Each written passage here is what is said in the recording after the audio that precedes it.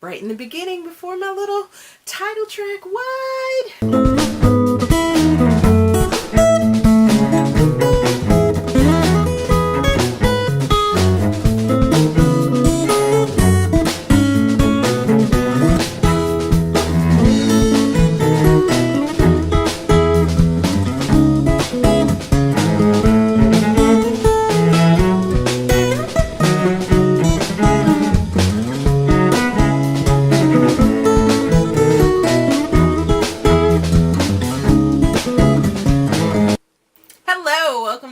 Stephanie Uncensored and Know Me Monday. This week's topic is going to be, do you think crying is a weakness or a strength?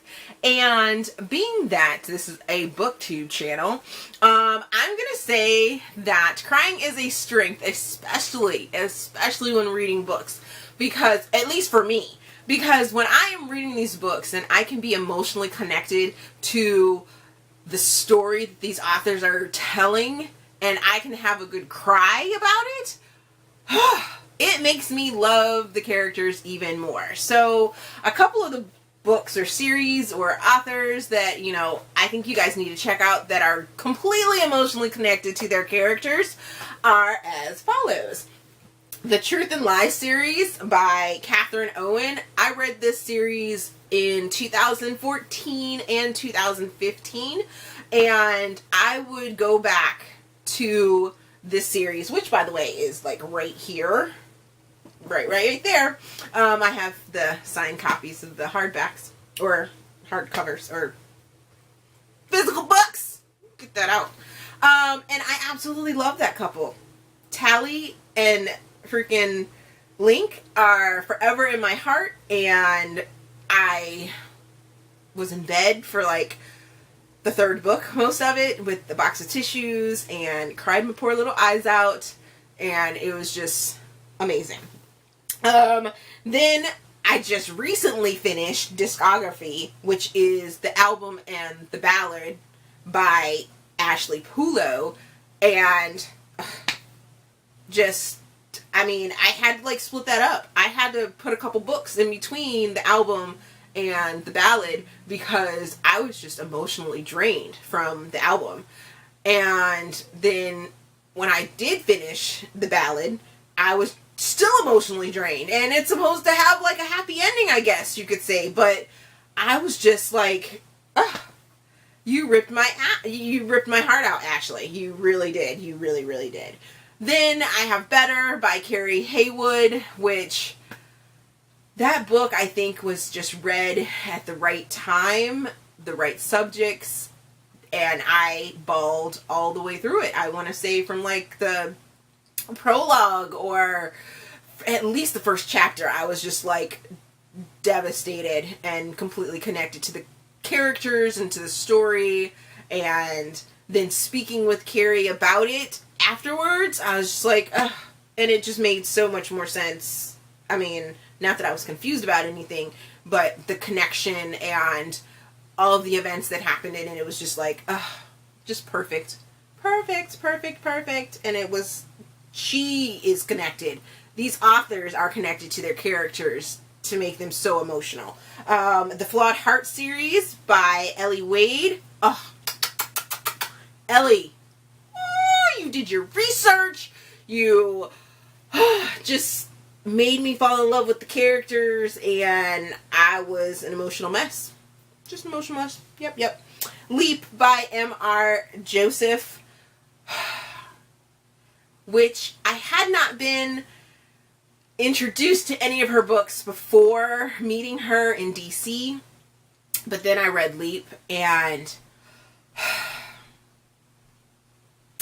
girlfriend, oh my gosh, you had me at that. That book really got to me because it was sort of a suspenseful emotion because she doesn't come right out and tell you what's going on in the book, and you're guessing through most of the book, and then you're emotionally hit with what's going on, and you're like, oh my gosh, did that really just happen?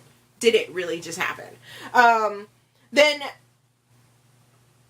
Honest Love, Paradise Taken, and Saving Us by C.M. Hutton. So it has been a 2.5-3 year journey with this author. I've connected with her personally, and just, I mean, Paradise Taken and Saving Us are sort of a play off of true life events, and just to know that she would reach out and connect with a reader because they felt so emotionally connected with the characters. And then Honest Love is just a spin-off of one of the characters, and I actually read it in that order. I read Honest Love first, and then had to go back and read Paradise Taken and Saving Us. And I was just emotionally connected, and really, really thank the author for reaching out and being emotionally connected with her. It was just, it's a great ride. It really is. And I love that. I love when an author reaches out because they read your review and figured out that you were emotionally connected with their characters. And this is why I think crying over a book and over characters is not a weakness in any way. It's always a strength. And sometimes you just need a good cry. You just need a good cry. Because just the other day, over the long weekend, my son decided that we were going to watch something on the Disney Channel. And leave it to Disney. Disney will always get you when it comes to wanting to cry. It doesn't matter if it's an animated movie or if it's a real life action people movie. They're going to get you in the emotions. Leave it, just, oh my gosh, leave it to Disney. The swap. Disney Channel movie, but super emotional, and just, I loved it. I loved it more than he loved it. He was like, Mom, I want to watch it. We were like, okay, fine, you can watch it before the games come on, but, you know, and I ended up watching the more, I'm shushing them, shush, you need to be quiet while we're watching the movie, because I was that emotionally connected with them. And finally, we have Tristan and Danika by R.K. Lilley.